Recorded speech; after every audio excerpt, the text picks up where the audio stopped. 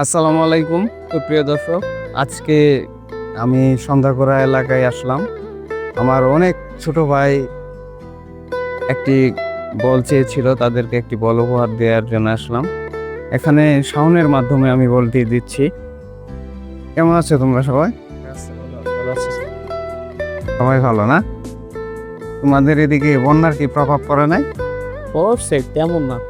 ভাইয়া দূরে কেন? এদিকে আসো, এদিকে আও। তোমরা বল চাইছিল না? তোমাদের একটা বল দিয়ে গেলাম। সবসময় খেলাধুলা করবা, মোবাইলে গেম খেলার চেয়ে তোমরা ফুটবল খেলবা, সবসময় লেখাপড়া করবা। তোমরা আগামী দিনের ভবিষ্যৎ। আমার জন্য দোয়া করবা সবাই, হ্যাঁ? সবসময় বাসা থাকো,